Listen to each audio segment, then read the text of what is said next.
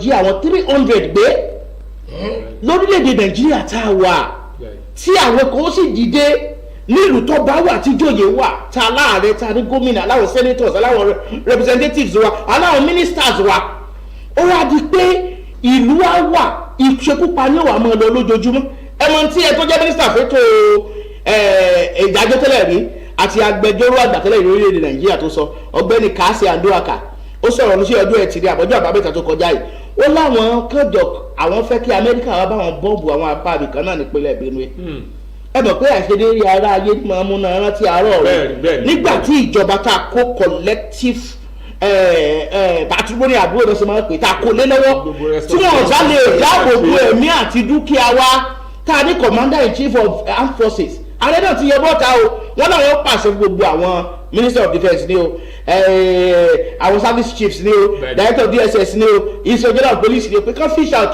àwọn èèyàn 42 ìjọwò láàmú fish out dáa kí ló ń ṣe wá lórílẹ̀‐èdè Nàìjíríà tó jẹ́ pé ẹ̀mí èèyàn ò tiẹ̀ jọ wá lójúmọ́ ògbéèfì. The thing there is that under Allah told you they don't have the fear of God. You understand? Allah told you I don't understand why we have all these people. Commander-in-Chief of Armed Forces, DSS, different people with different positions. Allah knows what you are for. If you don't go and make money and collect federal government money that you are there to do or to do the work that is there, do the work and let there be sanity and safety in this country. You can't go lying in this country. 42 people, it's human being that they are slaughtering, that they are killing. These people that are killing them did not come from outside. How much can they Nigeria? What is wrong with our borders? And what is wrong with the security system? How wrong? And let me say the man, the blood of one human being, can you buy it in the market? You can go there. Then America come and bomb, and some people are saying nonsense. And ask them, why did America come? Why won't America come? Maybe now the former Minister of Justice, they call them, say they come Benue, come bomb. Terrorists won't kill them, finish. Okay, Obey the Commissioner of Police. Don't they have a Commissioner of Police in Benue State? Where are the vigilante in Benue State? What is going on? How long are we going to suffer this? Hey, one day, you know, they see very 08030822265 bó ṣe ìta gbọ́ ẹ̀kẹ́lò lápàlà àkọ́kọ́ ni àbí ìta tún ń pẹ́ ẹ̀kẹ́lò ní àìpẹ́ yìí 08030822265 abẹ́lẹ́ ọba láàánú ọba tó lè minú àwọn ènìyàn ọba tó ní ààbò bàbá Balógun ibi tọ́rọ̀ wá kù sí báyìí kí lẹ rò pé owó lè ká fi jẹ padì yẹn báyìí. ọmọ tí a bá sọ ní Adégòkè tí ó bá lè gẹnu ọ̀nà mọ́ tó yẹ ká kúrúkọ òun dà kó má dúró kọ mí iṣẹ́ tá a gbé fún yín nǹkan tí ẹ búra fún ni pé láti dáàbò bo dúkìá àtẹ̀mí àwọn èèyàn tẹ́ ẹ̀ ṣèjọba lé lórí. òní alákọ̀ọ́kọ́ ó wá ti wá di bẹ́ẹ̀ ni ó wá ti wá di pé ẹ̀mí ò wá jọ wọ́n lójúmọ́ kò wá ti pé bíyà pé kí lọ́tí gbé tábàtì àgbẹ̀ pé bíyà ẹ máa wọ́n sí 42 kò wọ́n ń ṣàdìyẹ náà. adìyẹ ló padìyẹ gan ó máa kọ́kọ́ fi bẹ̀rù Ọlọ́run sí. bẹ́ẹ̀ ni kí lọ́tí pé ẹ wá wò gbogbo ẹ máa di pé máa pààyàn káàkiri máa ṣe bí kí lọ́tí ẹ lè máa wò kíní kan tí wọ́n máa ń ṣẹlẹ̀ jí pé gbogbo ìgbà tí ààrẹ ò bá ti sí nlé ni ó dàbí pé ní ẹ̀tọ́ àrùn bá ti sí nlé ló máa ń sábà fi ṣe tí wọ́n sí lábùjá tí wọ́n sí ní Nàìjíríà tí wọ́n sí ní Nàìjíríà ní kíní ló máa ń sábà ṣọṣẹ́. ibo bàbá lọ báyìí. bàbá ti lọ sí ìlú òyìnbó bẹ́ẹ̀ ni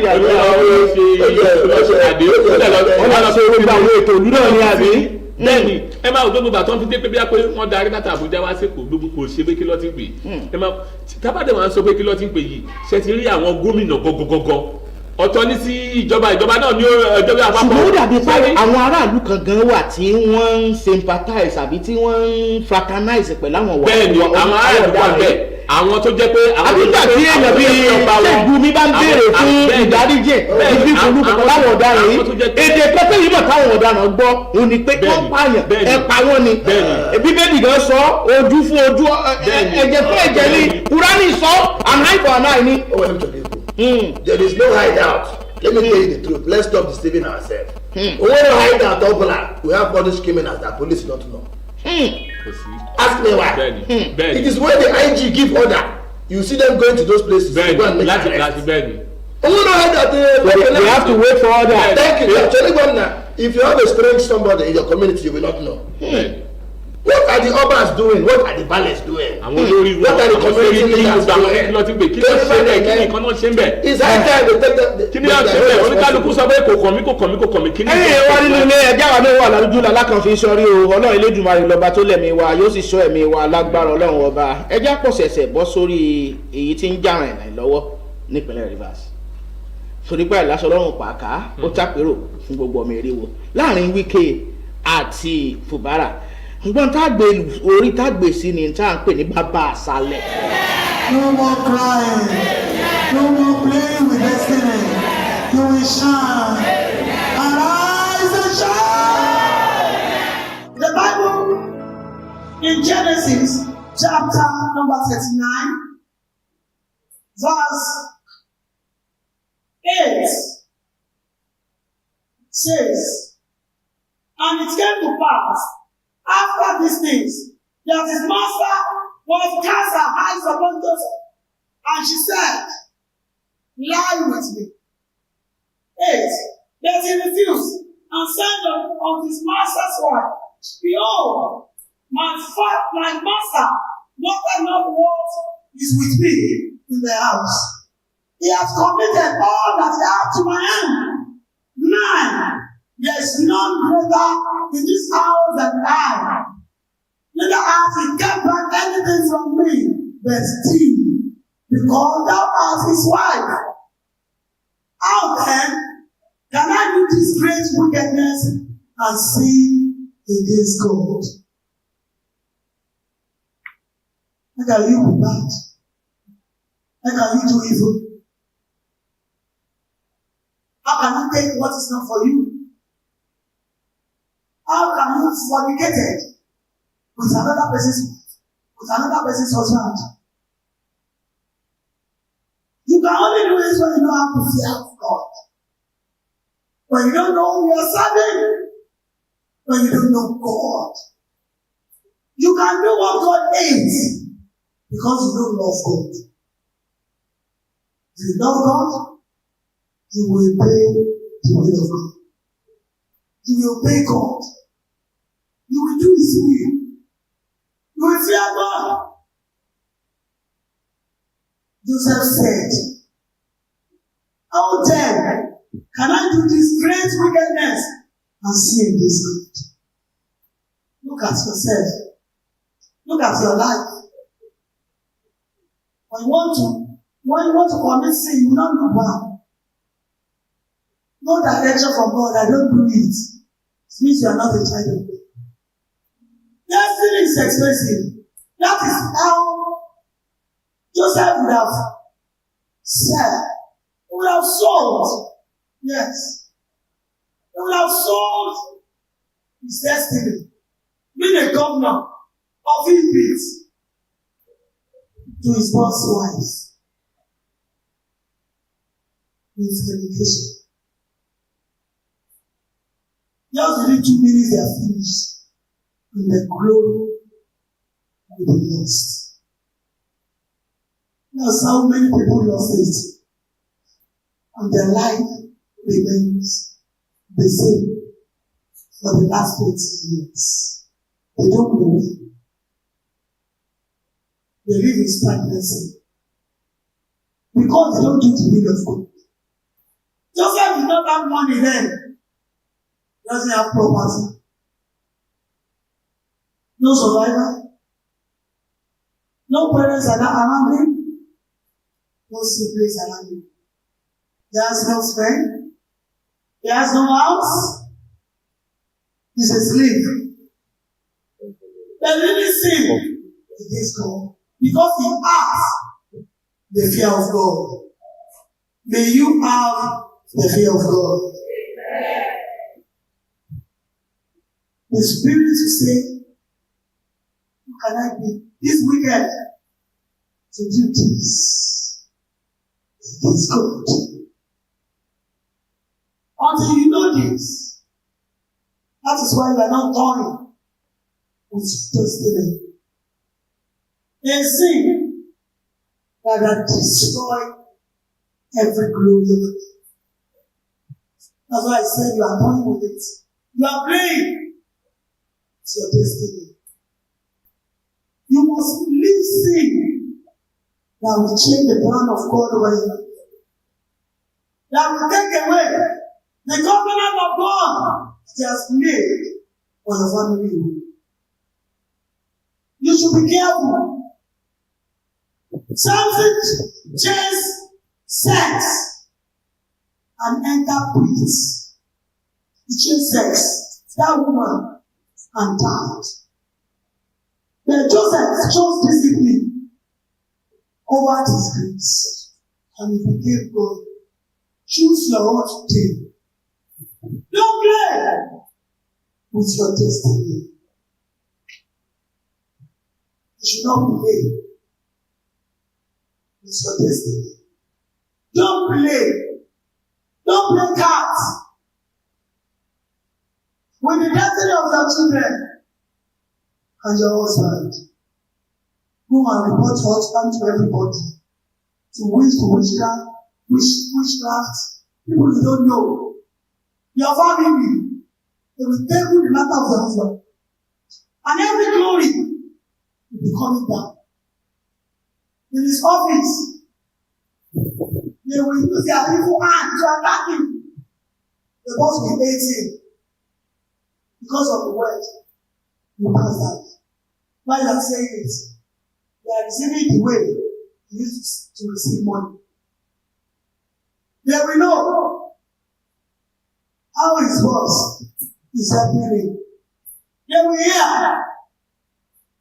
how you buy land that you have not built house on it. You will tell them about your first time. That boy is very good. Excellent. Yes. You are the cause of your problem. It's not your enemy. Because you are the one that paved the way. You paved the way for them to enter your life. To enter your children's life. Not of your friend. You need changes. Don't play with your destiny. So that your life will be better. Everything is not your enemy. It's not God that is punishing you. It's you that punish yourself. Change. God doesn't tempt you. He tests you. Wasn't it? Change. So that little thing will not change the glory of your kids, the glory of your children, the glory of your husband, your business. You can tell your friends about your business, how you are receiving money. You take your friend to the foundation of your business. You are the one that is destroying it.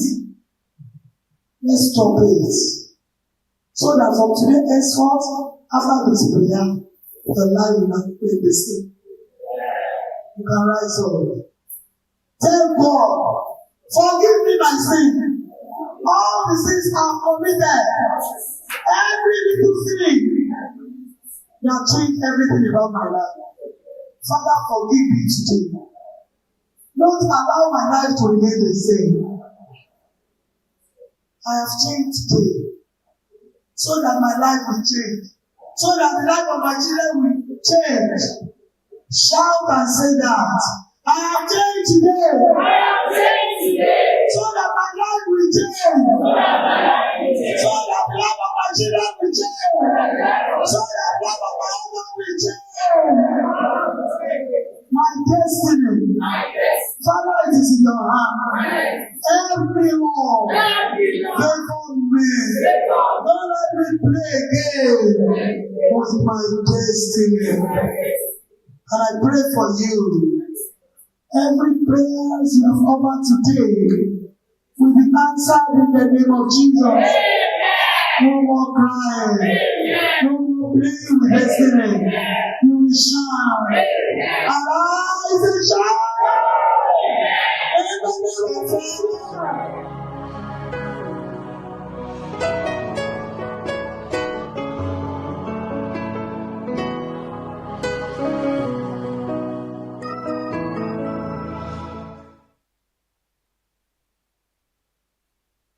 Wike himself Wike fún rẹ̀ ó náà ní ẹni tó fi síbẹ̀ ṣé gbàgbé òun náà wọ́n padà pín gàrí ni òun àti Chibuike Rotimi Amechi ṣèbó ìmùlẹ̀ ni wọ́n tẹ́lẹ̀ ṣèbó ṣiṣẹ́ pẹ̀lú Rotimi Amechi gẹ́gẹ́ bí ọmọṣẹ́ òun àtọ̀gá ẹ̀ lónìí wọ́n ti dì báyìí òun náà nígbà tó náà dórí ipò ó sọ̀pọ̀ àlùkọ́lù kẹ́ni ó ní pé òun ò bá Rotimi Amechi ṣe mọ́ nísìí fún mẹ́rẹ́sìmílá ìfúbárà náà ni ó dàbí pé ọmọ ti sẹ̀yọ́ gbẹ̀gbẹ̀ ṣùgbọ́n pé òṣèlú APC ń sọ pé eléyìí ti dọmọ ẹgbẹ́ wa bó lèyìn ó ṣe wà ní ẹgbẹ́ òṣèlú PDP tí ó mọ̀ pàṣẹ ní ẹgbẹ́ òṣèlú APC tó wá ga tán.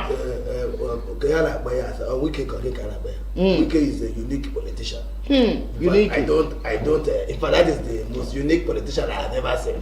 When you got on 3 parties, got 2 parties at the same time. I have never seen that kind of a thing. Nigeria is a great country, very great, and they produce different kind of human beings. And Wike is one of them. Inside this paper, Wike talk and say make every state for Nigeria follow as Rivers State they practice politics. So you can imagine Wike being your president today. How will you feel? What I want to say now is that you say something now, Amechi Lorogo, and they are enemies now, and somebody want to do the same thing that he did to Amechi, and he's saying no, that their fight have just started. How will you want him to tell Wike that office that is claiming he says somebody will sit down there tomorrow and they won't be there again? He should be very careful. Rivers State money is not your money. Nigeria State money is not your money. That position you will leave here one day. You are like a father, but you are behaving somehow. Fubara no way. They say the hand that take you up. Whatever takes you up, will either leave you there, sustain you, or leave you. How wicked in the Yakana? Wicked that lifted him there. And Wike is not telling him, I'm the one that put you there, and I'm the one that will remove you. So you said it that he was an incumbent governor. No, so that. He became past governor. He became incumbent governor. He will become later governor. Only God knows. But just let them have understanding that their fight is affecting the masses. It's affecting the common men in the Rivers State. You understand? The economy of Rivers State is on standstill because of their fight. How can you develop a country or a state? Got 2 elephants in our world. They say when 2 elephants are fighting, the grass will suffer. The system of politics in this country, I don't know where we will get it right. I'm bagging with their right.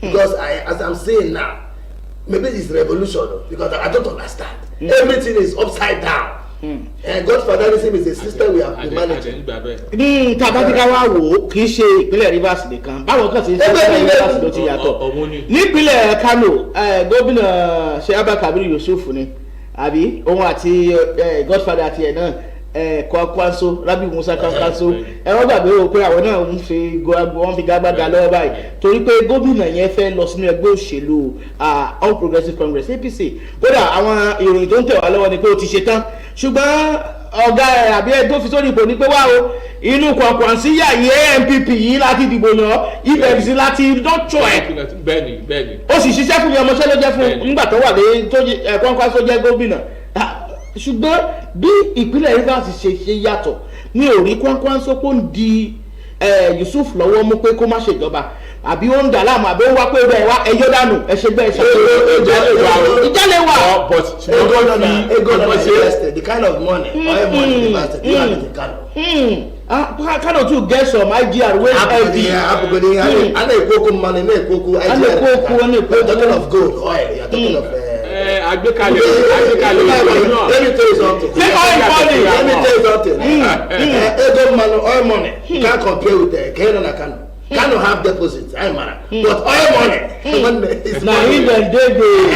So you cannot compare the fight of oil money and the fight of granite. Sorry, the thing they have in tọ́jà ìjà iná mo ṣe pé bí a pé wọ́n jà nítorí ìgbésí àwọn aráàlú ìdàgbàsókè torí ara wọn náà ni. gẹ́gẹ́ bí ògbó ti ṣe sọ ẹ máa wo àwọn kankan tí ò ṣẹlẹ̀ nínú òṣèlú rí ó dà pé ìwé òṣèlú ìtàn òṣèlú wa tún máa tún kọ àwọn kankan tí ò ṣẹlẹ̀ rí o mọ wà ní ẹgbẹ́ kan wà á pàṣẹ fún ibì kan. Wike kọ́ ni ẹni tí wọ́n kọ́kọ́ yàn gẹ́gẹ́ bí mínísítà ní ọdún òṣèlú mi ṣẹ́gbà wípé kọ́lọ̀ foríjìn Cicero ẹ̀sà òkè bàbá wa olóògbé James Ajibola Ige Bọ́lá Ige nígbà inú ẹgbẹ́ òṣèlú AD ló wà tí bàbá Ọbásanjọ́ ti yàn gẹ́gẹ́ bí mínísítà wọ́n kọ́ yàn ṣe minister of power and steel kan tó yàn ní minister of steel kan tó yàn sí minister of justice wọn ò da ẹgbẹ́ òṣèlú tó ti kúrò rú báyìí, wọn ò da Alliance for Democracy rú, wọ́n ń ṣe ìjọba wọn lọ ní mẹ̀lọmẹ̀lọ, wọ́n dẹ̀ ń ṣiṣẹ́ pẹ̀lú PDP nígbà náà lọ́hùn, tó túmọ̀ sí pé kí n ṣe tó burú. Bàbá Ọbásanjọ́ pé nígbà yìí ní Government of National Unity, ó pé kò mátà pé gbogbo ara ó pé ní ẹgbẹ́ òṣèlú mi kọ́ ló wà, ó dà pé lórí gbọ́gbẹ́ alẹ́fi tòlú máa bọ̀ nínú ẹgbẹ́ jájọ ṣiṣẹ́ pọ̀ máa bọ̀ nínú gọ́ọ̀mẹ̀ntì ni. Ṣùgbọ́n kì í wá ṣe tó ń pọ̀ òkú ti lágbára. I am the Minister of Federal Capital Territory. Àwọn agídí àtàwọn agbára yẹn pọ̀ lọ́wọ́ Wike. Ṣé àgbàgbé yìí tó fà pẹ̀lú naval officer yẹn tí wọ́n jọ ń sọ ìbò àtoríṣiríṣi tó ní pé ká kúrò kan kéde kan níbi kan, ṣùgbọ́n gbogbo àwọn nǹkan wọ̀nyí ń kọ́ gbogbo ẹ̀ ní ó lẹ́yìn. Ọ̀rọ̀ ilé ìtàn sọ yìí tẹ̀ máa ń gbọ́ ọ̀rọ̀ yóò máa lẹ́yìn àjàǹtí èlé ní ìpínlẹ̀ Rivers, ọ̀rọ̀ yóò lẹ́yìn.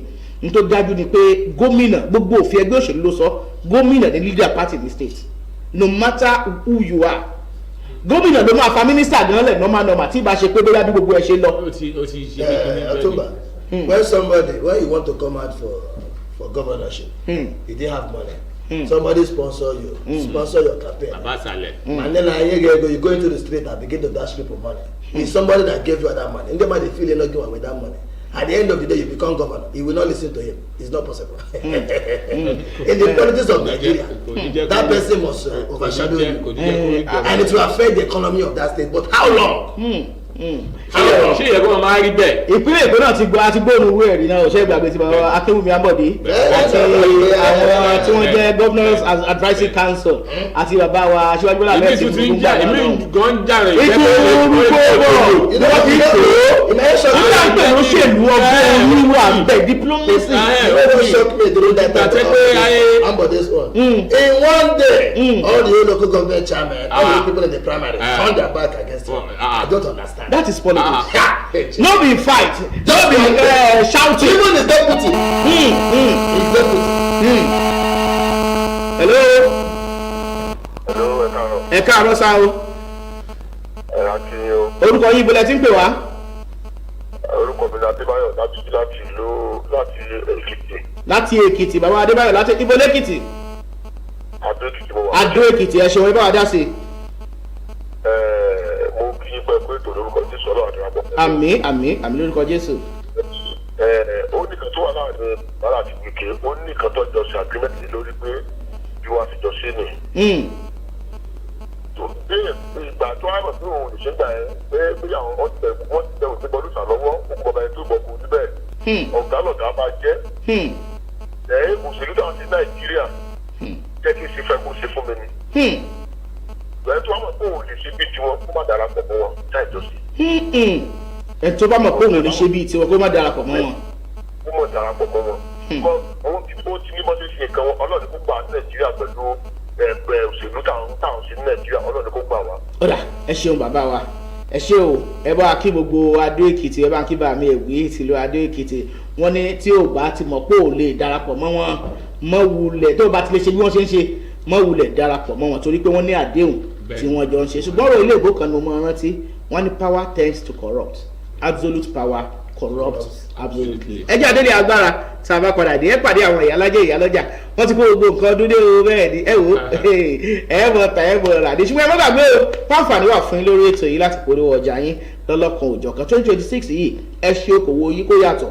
Bẹ́ẹ̀ ni ìpolówó ọjà òun làgúnmu òun làgbo òun lo oògùn tẹ́ ẹ lè fi ta ọjà yín tí ó sì mọ̀ ta wàràwàrà.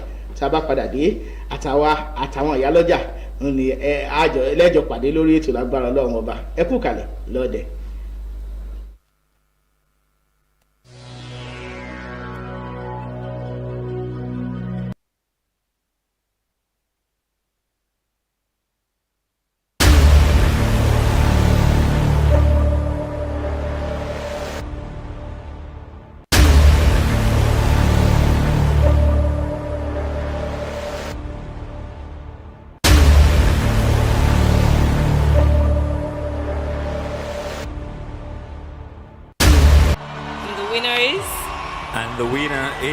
The Africa Magic Viewers Choice Awards is back.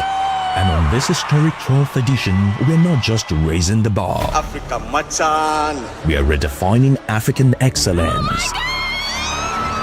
From south to west, east to north, and Central Africa, all of Africa is invited.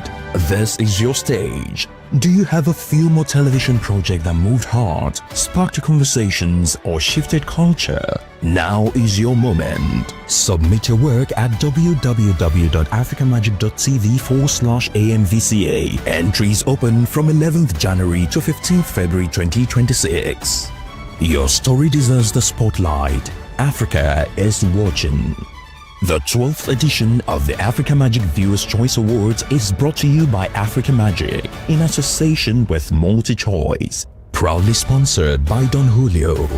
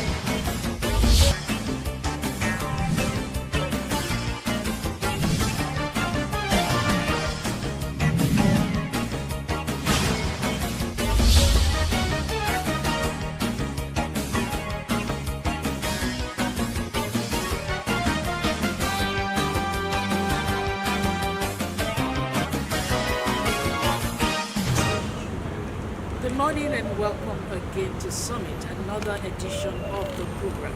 I am Chimoke Michaels. The recent FCT polls, that's talking about the council elections, which held in the city of Abuja, have raised a critical question. Why are fewer Nigerians showing up to vote? In the last election in year 2023, national voter turnout stood at roughly 27%, according to statistics, one of the lowest since 1999. You're welcome, sir. Thank you, madam. Good to have you on Summit. Thanks for having me. Thanks for again. always obliging. Thanks so much. It's my pleasure. You're welcome, sir. Thanks. All right, so looking at that election which held recently, it recorded noticeably low voter turnout. And from your assessment, how historically significant is this decline compared to previous FCT local elections? Well, we may be making a mistake if we do not back our assertion with data, with statistics. Contrary to the general belief that the last local government polls in Abuja witnessed further or big or greater level of apathy than had been the case before. That actually wasn't the case. If you look at the 2022 turnout figure and compare to now to the one that was just held, you will discover that this actually had a slightly bigger turnout than you had in 2022. But sometimes the way we do things in this country, we just look at things on the surface and then we reach conclusion, especially when the critics want to drive their narrative. If you look at the narrative of voter apathy, it was actually driven more by the opposition parties. PDP said it's a sign of lack of whatever, maybe trust in the system and all of that. Yes, the turnout wasn't what it was supposed to be. It can be better, but if you go and compare with 2022 turnout percentage or figure, you will discover that the last poll had a slightly bigger voter turnout than the one of 2022. But that is not to say, I mean, one just has to put that in proper context. But that is not to say that the voter apathy is still not there, especially when it comes to local government elections in this country. Abuja is even a bit better because it is the only local government elections that are usually organized by INEC, which still gives it some bigger level of credibility than you have for the local government elections that are conducted by CX, State Independent Electoral Commissions. And you will know that before now there has been this agitation by from some quarters that the CX should even be scrapped because they are not really helping the cause of democracy, because almost all local government elections that are conducted by CX, you see the ruling party in the state sweeping the polls, and so that has created credibility. It's become like a normal thing. It's a normal thing. So that may also account for the serious, voter apathy, the serious level of voter apathy that is always witnessed in local government polls. So, like I've said, so it's not as if it is what it is supposed to be, and it all has to do with the institutional trust and system trust, trust issue. That the credibility issue that or deficit that has existed between the voters and our electoral system. The only way for us to really change this narrative is for our electoral system to be seen to actually be as one that actually makes the voter, the votes count. Yeah. So when people know that their votes will actually count, then there will be more trust in the system, and they want to participate. So political participation is a product of the trust that the people have in the system. And so the only way to change the present narrative of voter apathy, even at national elections, you see that maybe at best you just have like 30% voter participation, total voter turnout. So we need to change the narrative. We need to make our electoral system as credible as possible so that we can have more inclusivity in elections. All right. So also before these elections, there have been several issues in the FCT. Worker strikes, protests, threats here and there. Do you think that could be one of the things that fueled political tension around FCT before and even during this election? Yes, but you will discover that later, the issue of strikes and all of that was resolved between the minister and the organized labor. For me, I do not think that that could have contributed much, because when you even look at it, what is the percentage of the civil servants, among the voting populace? So I do not think that could have contributed. I don't think so. And again, it was long resolved before the election. Like I've said, it's just an issue of so many Nigerians, but it's not only in Nigeria. When you even look at the voting pattern globally, not even in the US, you understand?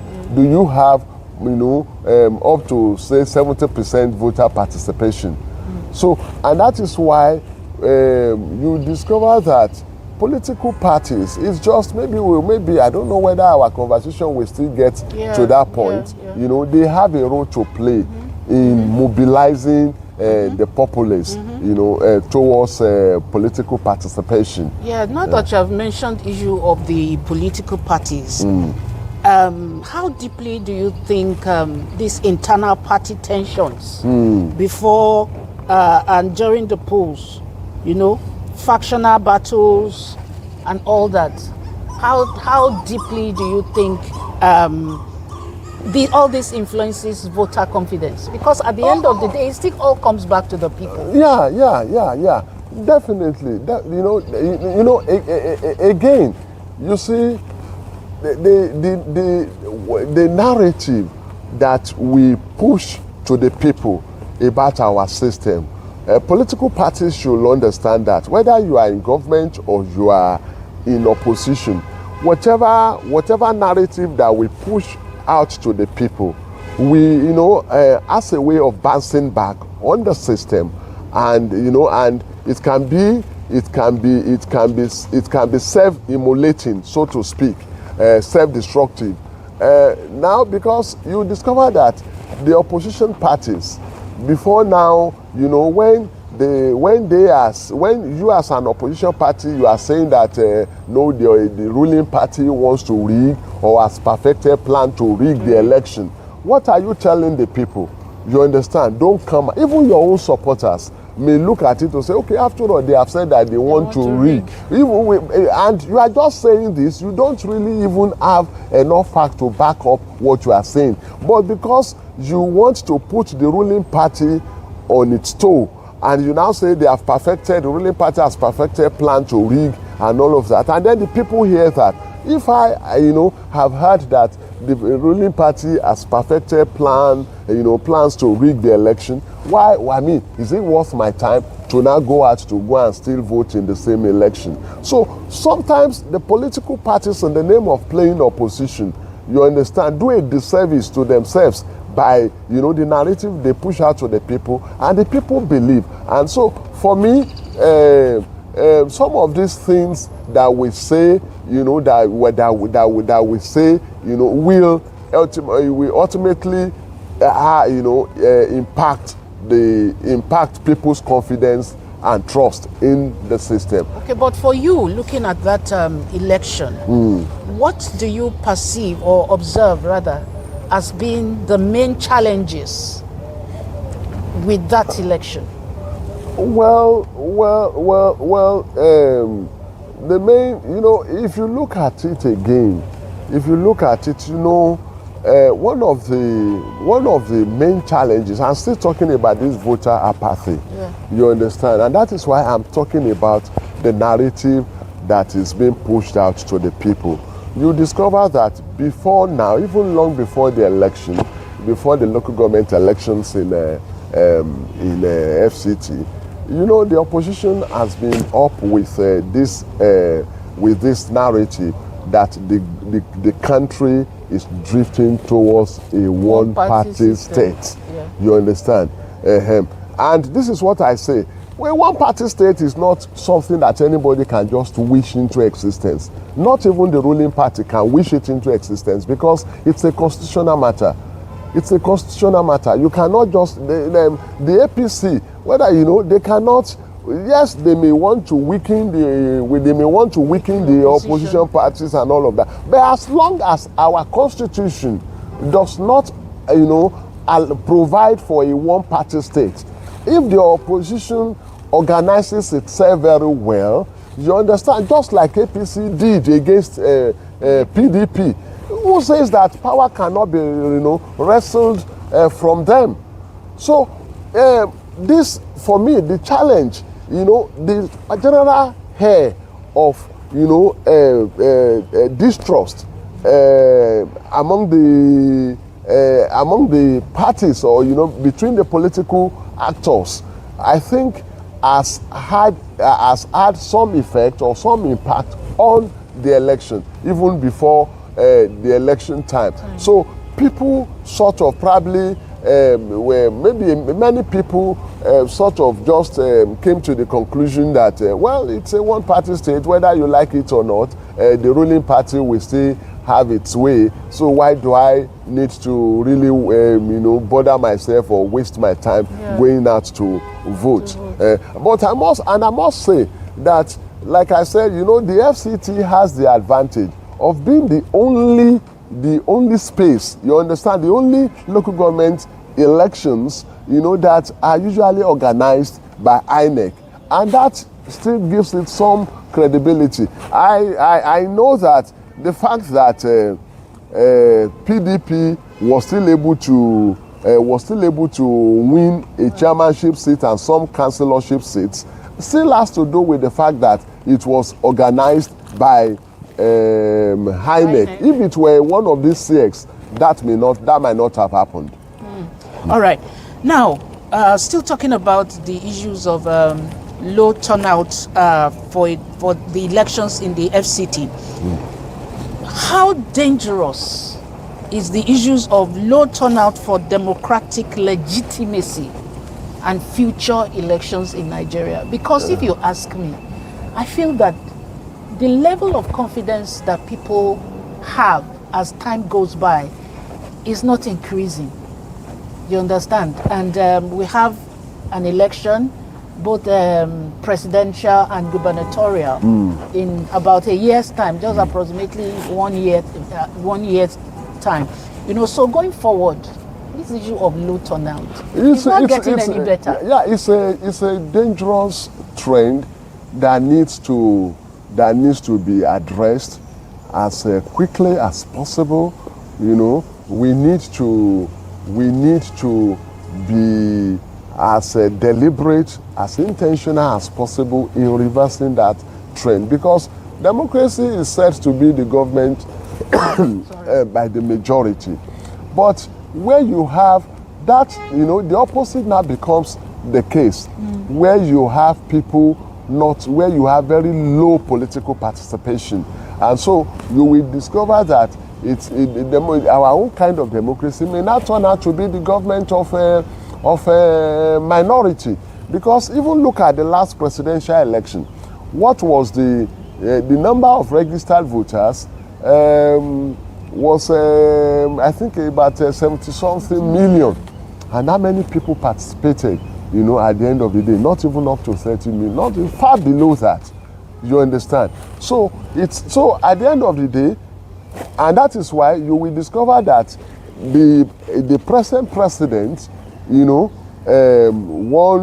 with maybe he led with about 2 million votes, and then the opposition, the two other candidates that followed him, won 6 million, the other 6 million. Maybe that might not have been the case if more supporters of the opposition had come out to vote. You understand? So you discover that at the end of the day, it is what it is. It is the one that has the majority number of votes that will still, it does not matter if we are 100 in this place, for example, and they say we should come and vote. We all have the right to vote. All of us 100, have the right to vote. But if only 20 people come out to vote, you understand? Whoever that emerges, we accept. We will accept. We don't have a choice. Yeah. Meanwhile, maybe the rest 80 of us will now be complaining. He's not doing it right. He's not. But you had your chance to to make your vote speak. You had your chance, but did you exercise that right? So, and that is what is happening in Nigeria. So many of us are very good critics of government, but when it now comes to, coming to express our feelings through the ballot box, we back out. So this is not a very good trend for democracy. All right, so this FCT poll, even if it's a council poll, local government level, but can it be a predictive indicator for future gubernatorial or presidential election? I don't believe it. Okay. I don't believe it. And you see, this is one of the things that I said about what the narrative that the opposition party push the opposition, pushes out to the people. Don't forget, I think it was the former one of the leading opposition figures. I think the former Minister of Sports also, Dalong, that said whoever that wins Hamak, Abuja Municipal Area Council, will be the eventual winner of the president of the 2027 election. That's too frivolous for me a call to make, because and at the end of the day, maybe as at the time he was saying that, he had thought that his party will win the Abuja Municipal Area Council. Maybe they were confident. I don't know what gave him the confidence. Now APC has won. APC won, and APC they are now buoyed by that statement that they are saying that after all he has made a prediction that whoever that wins the AMAC election will be. So if tomorrow APC wins either by default or whatever, they win the presidential election, you have a reference point already. After all, you said it that we will, and so for me, that narrative, the opposition needs to be mindful of what they need. They need to be very very careful about what they say, what they push out there. For me, yes, this election, the Abuja is just, what is the percentage of Abuja compared to the rest of the country? So it will be politically naive of anybody to want to use what has happened in Abuja, as a gauge, as a barometer, to gauge what the political situation will be in 2027. For me, I don't really believe that. And when you look at it, they say it all the time that a day in politics is a very long time. A day in politics is a very dynamic change. Tight turn. A lot can still happen in 1 year. Tight turn. You understand? So we still have about 1 year to the presidential elections, and a lot of things can come into play. A lot of dynamics, a lot of things. You understand? Within the vortex of issues that are cropping up in the country. So many things can happen that can change the narrative. So for me, it will be politically naive. Not even the ruling party will be deceiving itself to now say that because we won Abuja Area Council, we have clinched 2027 election. That will be politically naive as far as I am concerned. Okay. All right. So one of the things that happened during the former late President Muhammadu Buhari's regime of the APC administration was the NSAS protest. Now, if you look at things critically, would you say that the momentum of civic movements, like that issue of NSAS, is one of the things that has permanently altered political participation patterns? Do you think that affected anything, in the terrain of people's participation, belief in leadership and all that? The NSAS protest was largely driven by our youths, you understand, and if things must change in the country, the youths, have a very big role to play, perhaps more than the older generation. And so when you look at talking about this political participation, we may also want to interrogate the level of participation of our youths in political affairs. How many of our 18 plus vote in elections? So talking about NSAS now, NSAS is not was not supposed to be the destination. You understand? It was supposed to be a vehicle towards a destination. And so maybe I will just say that our youths, they still have much more to do, to arouse the interest of the people in the polity, to ensure that. So I don't think that NSAS, for me, NSAS, yes, it achieved the purpose of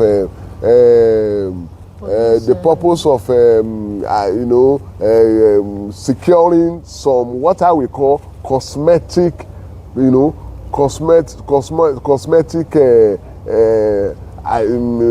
structural adjustment in the police system, maybe, but it should even go beyond just the NSAS. We need a total overhaul of our system, and a total overhaul of our system. And I believe that if our youth, the same energy that they brought into NSAS, if they sustain it, maybe things will be better.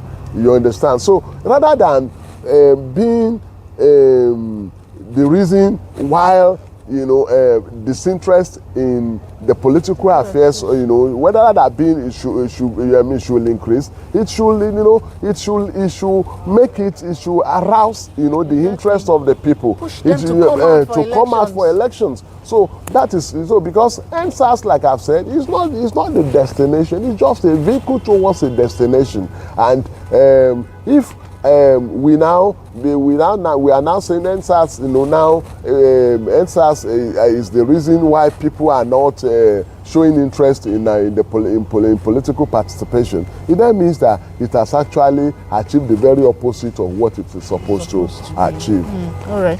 Now, let's talk about a bit more about solutions now. What urgent warning would you give political leaders based on this issue of low turnout that we are seeing, and things are not getting better? What are the warnings or the solutions you can prefer? The political leaders need to be, even when it is benefiting, even the people that the system is benefiting, they need to be worried.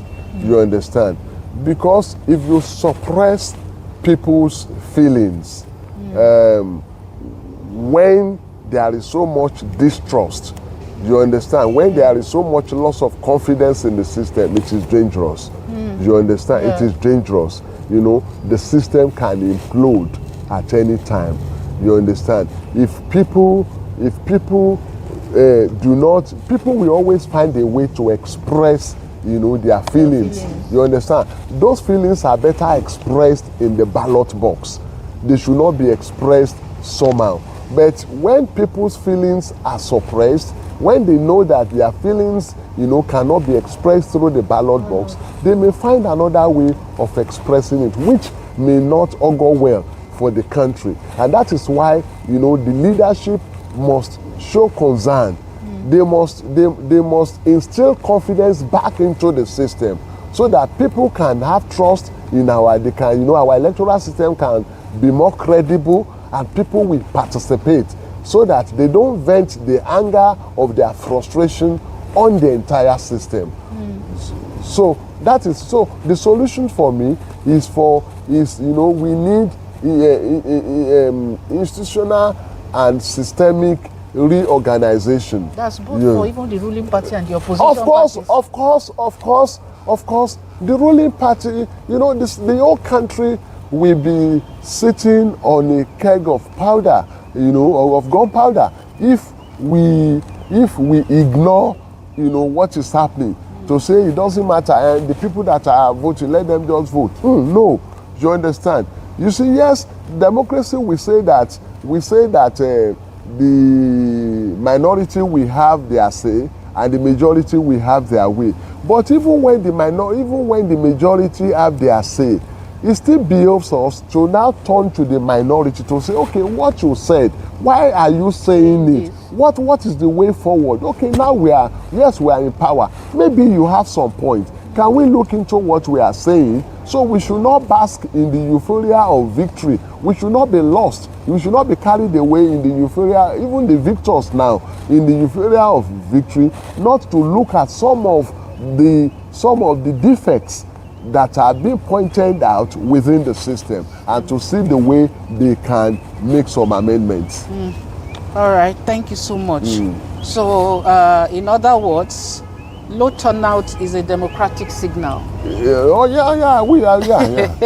When we make this issue a conversation, I believe that when they continue to hear, even the people themselves Yeah. know that you are not doing the government. You're only doing yourself. No. We're doing ourselves when we don't go out to No, vote. we need to, and I want to, my advice again to Even the to the opposition, people. even to the opposition. Okay. Please don't, scaremongering. Scaremongering is not good for the system.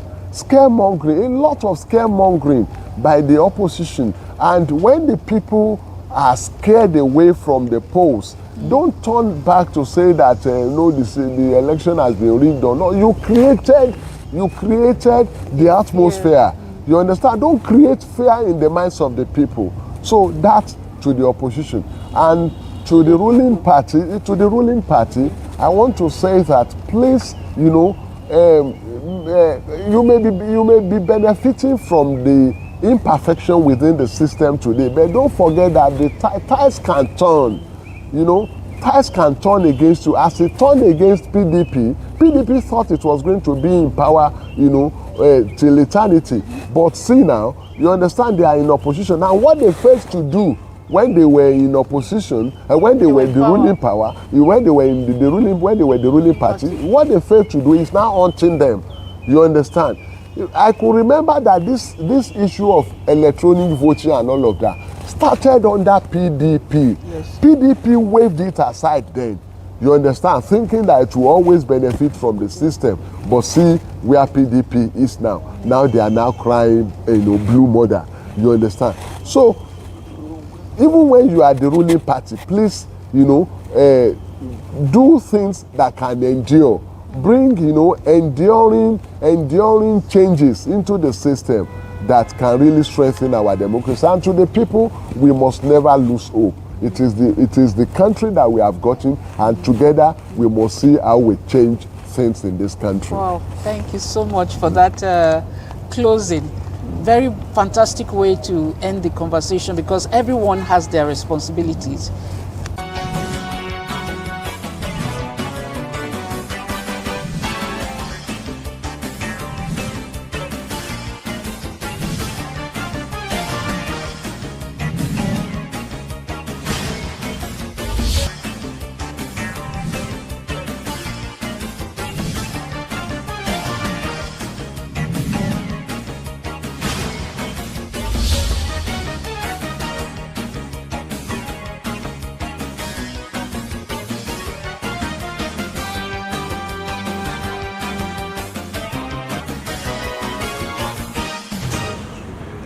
Good morning and welcome again to Summit, another edition of the program. I am Chmoke Michaels.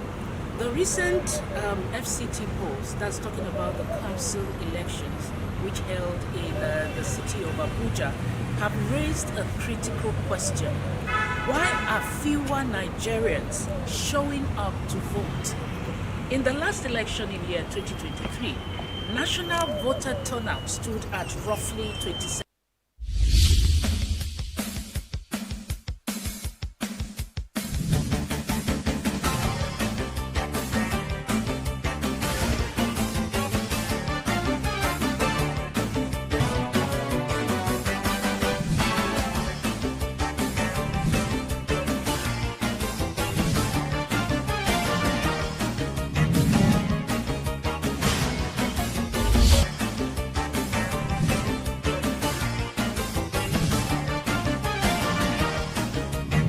Governor Babajide Sanwo-Olu has inaugurated the board of the Lagos State Sports Trust Fund. The inauguration ceremony held at Lagos House Marina. The Sports Trust Fund is to deploy resources towards the growth and development of grassroots, schools, and community-based sports across the state. Speaking during the inauguration ceremony, Governor Sanwo-Olu urged the board members to leverage their networks professional expertise and experience to build a robust sports funding institution for the state. Governor Sanwo-Olu announced that the new LSSTF is to be chaired by Enitan Oshodi, president of the African Table Tennis Federation, with Olakposi Agunbiade serving as executive secretary. The chairman and members of the Lagos State Sports Trust Fund, led by a very capable and a very strong sports interest himself, a former commissioner in the state on sports and youth development. He's also the current African president of the International Table Tennis Federation. A son of the soil, obviously. A very good friend, Mr. Enitan Oshodi. And I can see the caliber of both statutory and other members of the trust fund. I know the head of service, being a very strong person himself, wants to see to the success of this. And I think the mandate is very straightforward. It's all of you to use your contact, your skill, your professional background, and your reach to help see how we can support the funding in sports, to help how we can set up robust institutions, in sports for Lagos State, for today and for future generation. I will implore that you also look for ways to deploy those resources in grassroots sports, school sports, and sporting activities that would encourage growth, from our various divisions. And of course, the DG of the Sports Commission is also here. There are several facilities that we have around that government has first, funded. I'm sure they're in different stages of completion, if not completed. And there's a lot that also needs improvement. So I believe these are some of the utilization you can put there, the fund to. And there's a whole lot of people that organization, right, that also would want to support, but they don't want to come straight to government. So this is a quasi, body that can reach out to the private sector and also draw on the experience of government to be able to do it. So I wish you well, and I believe the caliber speaks for itself. Thank you very much. Thank you very much. So we'll do pictures. Mr. Governor. The chairman of the board, former commissioner for sports and youth development, and president of the International Table Tennis Federation, Enitan Oshodi, said the board's priority was to create sustainable pathways for mobilizing funds to support sports infrastructure and athlete development in Lagos. He stated that while the state government commits significant resources to sports, funding remains insufficient for a mega city of over 20 million people. The most important thing is that we're going to have to create pathways, for raising funds to support sports, sporting infrastructure, sporting development. The government is spending a lot of money on sports, but it's never enough, not in, a mega city like Lagos, 20 million plus people. We need facilities, we need to support athletes, and we all know the talents that abound in sports in Lagos. So the Sports Commission is doing a good job, very good job, but we always need help. Private sector, the greatest sporting nation in the world doesn't get any government funding. The United States of America, it's the private sector. So our main target really is the support from the private sector. And with the capacity of the people on the board, we see the private sector, we know the private sector, we know what they want us to do. And the government is spending the money in the right way. So I think we can make a big success very quickly in the short term. But of course, the great plan is a long-term plan for the development of sports in Lagos. The LSSTTF board is chaired by former Commissioner for Sports and Youth Development and current President of the African Table Tennis Federation, Enitan Oshodi, with Olakposi Mubiade serving as Executive Secretary and CEO. Other members include Olabode Agoro, Adeniyi Adekoya, Gbolahan Onibuje, Jubril Gawat, Hikelomo Bolariwa, Olayemi Sarumi, Lekan Fatodu, Moshood Ajide, and Engineer Ibrahim Adigun, Chairman of the Chairmen of Local Governments and LCDAs. Stakeholders have expressed optimism that with the caliber of professionals on the board and clear government direction, the Sports Trust Fund will achieve early successes while pursuing a long-term vision for sports development in Lagos State. The Lagos State Governor, Babajide Sanwo-Olu, and the Olu of Warri, Ogiame Atuwase III, were some of the high-profile guests that attended the Lens for Good 2026 Storytellers Conference, which held at the Wole Soyinka Center for Culture and Arts, National Theatre, Iganmu, Lagos. Themed Stories That Move Us. The conference brought together creatives, filmmakers, photographers, and cultural leaders to explore the power of visual storytelling in shaping identity and societal development.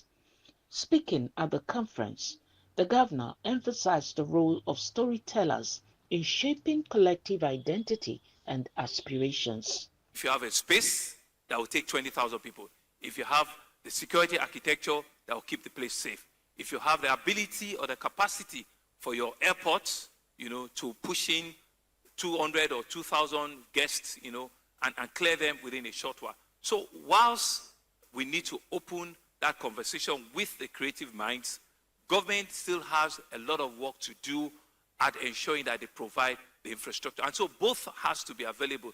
I'll give another example.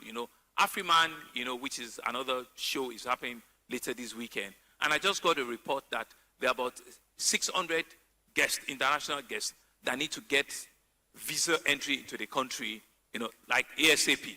And the minister working with my office, we just gave all of them a gratis visa, and so for all of them to come. So these are some of the heavy lifting that needs to happen.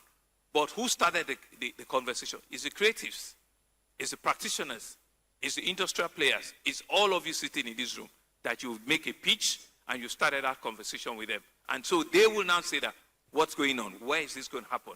What do they have? How do we connect them? So both has to truly, really work pari passu. Whilst government cannot sit back and not provide those infrastructure, you also must be able to put up your A team, because we don't know it. We are just government. We're just the lazy one behind it. So you are the activists. You are the ones that will continue to push your story. You're the ones that are supposed to clear up all the space and make sure that you always have a leg room into the room. Once you've done that, leave the other side for us. So we will make, the closure of that transaction for you. We will make it happen. But somebody needs to talk to us and says that, you know what, Mr. Governor, we want to do this. Once you can dream it, we can help you realize that dream. Once you can think of it, we can help you bring all of it to closure and together. Complacency is something that can indeed bring us down, or believing that we are the optima, or we get comfortable with where we are, or we get comfortable with the little successes we've achieved. I want to tell us that it's usually not the way to go. We cannot be complacent. You cannot be complacent. You, the creatives, cannot be complacent. You have to continually raise the bar for yourself.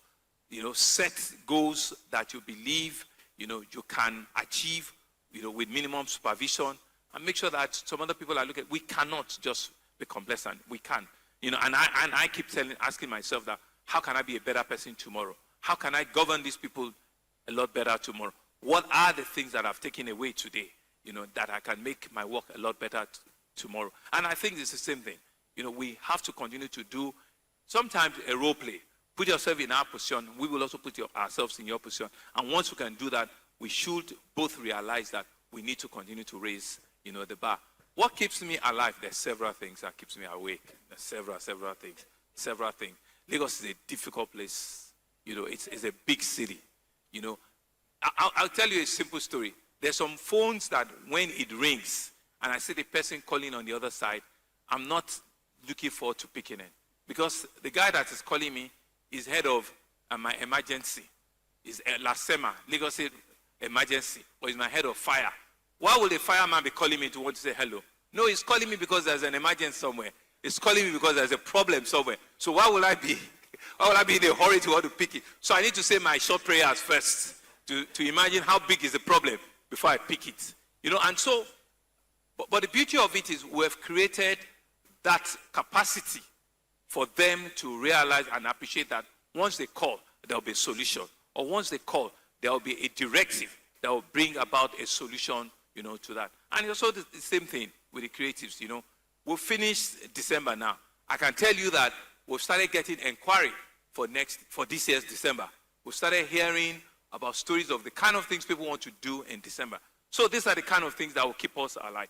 What are the lessons and the learning between November, December that we, even as a government, have learned that we will never make mistakes on, that we will use it as a platform to improve the quality of what we're going to do.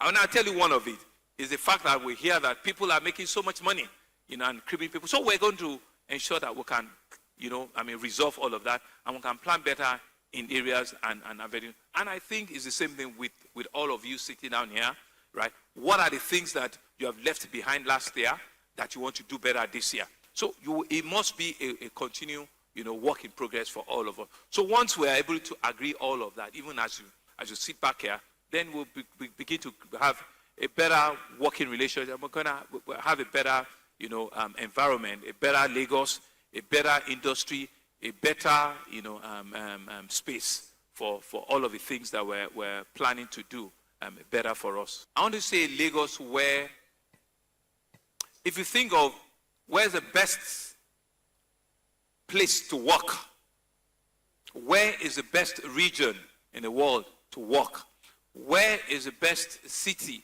that you believe things will get better for you, where is the city that will give you the most opportunity,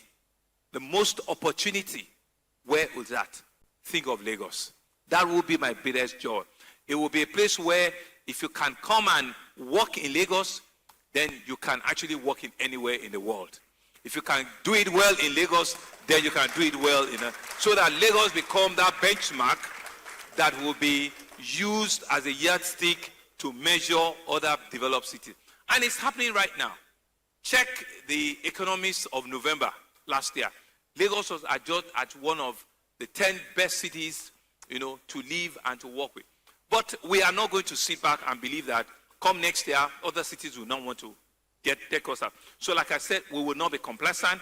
We'll continue to improve and engage ourselves.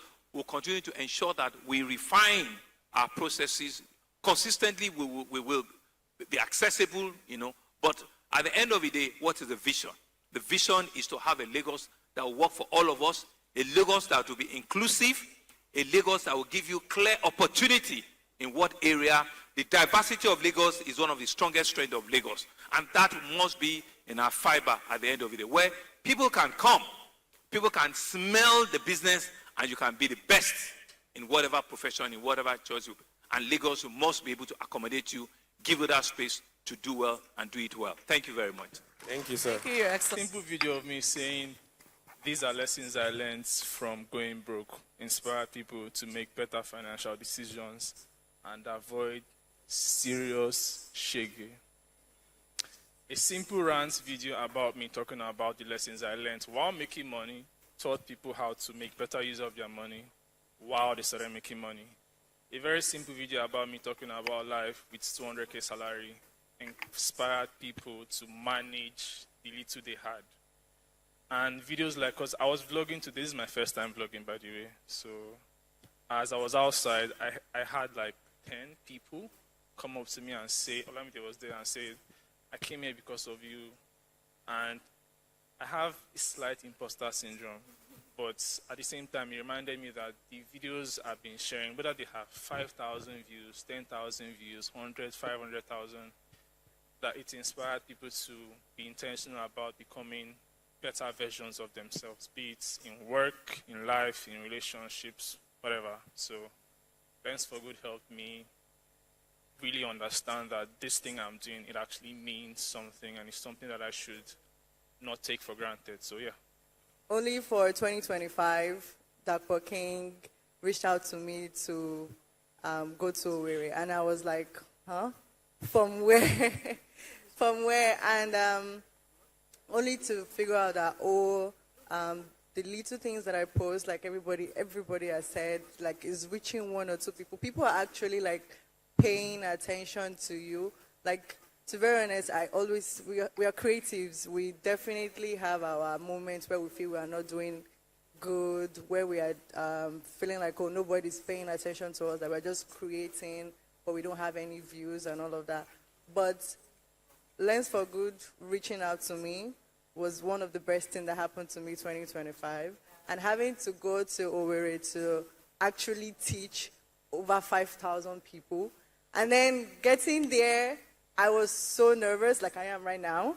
And meeting all these amazing people that literally told me, put me together, talk me through it. My legs is literally shaking right now, by the way, so.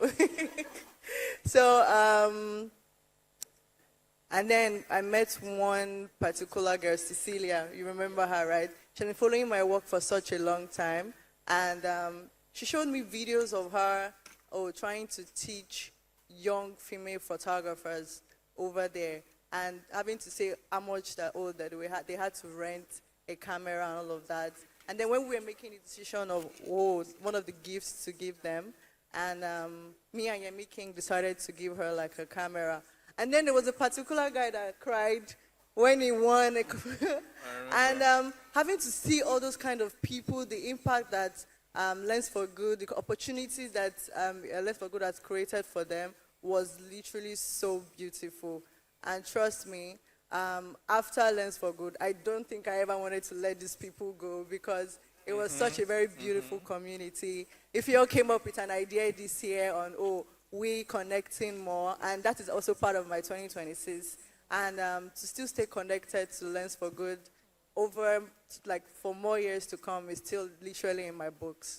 I was telling Jara backstage that, there are some things that will happen in the life of a person, and you just know that this thing has changed the trajectory of this person's life. And for you, it's small. For you, it's just a phone. It's just a small ring light.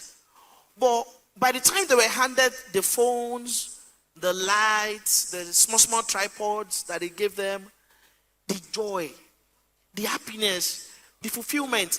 We saw people that had never won anything before in their lives win something. We saw people that never felt like their dreams would be empowered. We saw them in tears. We had married men and married women with children rolling on the floor, saying thank you.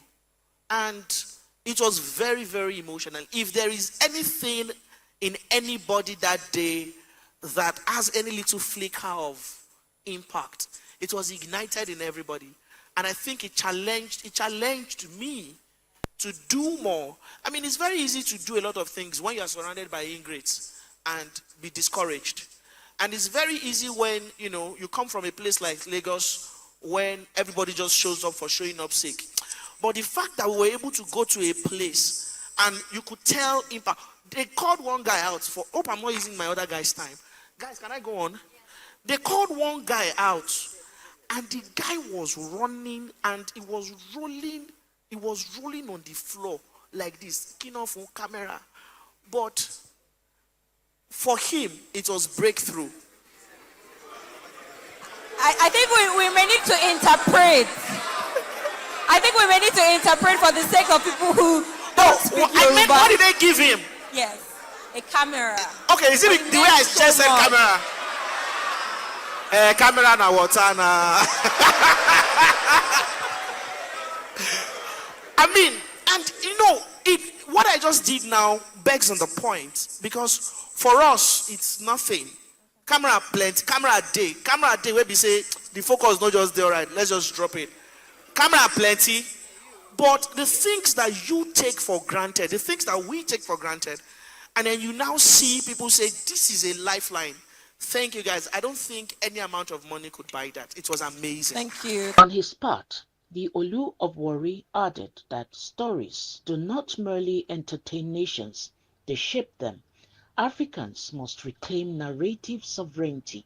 Those who steward stories do not just preserve culture, they set the direction of history. He further noted that many African societies have suffered distorted portrayals by outsiders, and that countries admired globally are often not perfect, but have simply mastered the art of telling their own stories. I got an inspiration to go back in time and come up with identities for my 20 forebears, my 20 predecessors. Because prior to my great-grandfather, who was crowned in 1936, and before him, there was no king for 88 years. That in itself is a different story.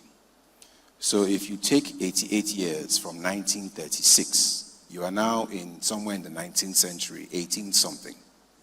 And of course, at that time, we did not have photographers. We didn't have artistic depiction of what our kings looked like. We just had it on record that this was their name, and this was the year they reigned, and these were the things that happened during their reign. And for me, I felt this overwhelming sense of giving these 16 monarchs an identity. And so, by hand, I began to tell a story, starting with the first Olu Ginua, who set up the kingdom in 1480, and based on the stories that were told and what history recorded, we created an insignia for him. And we did the same for the second, the third, all the way to the 17th, to the 16th.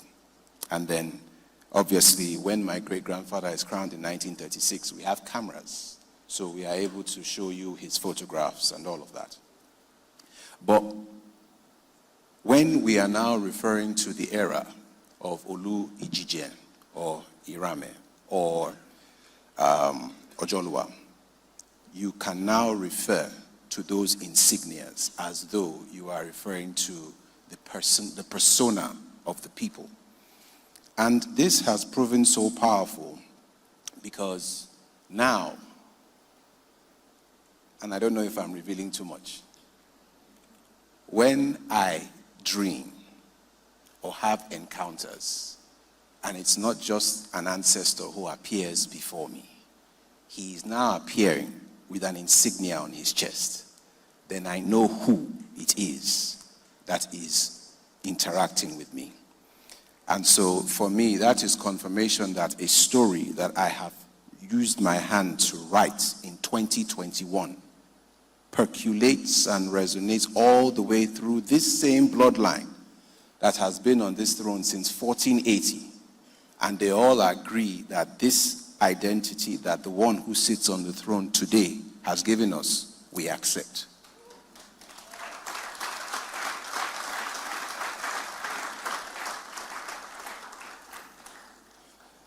And so we looked to civilizations that have in history told us that absence of image does not mean absence of identity.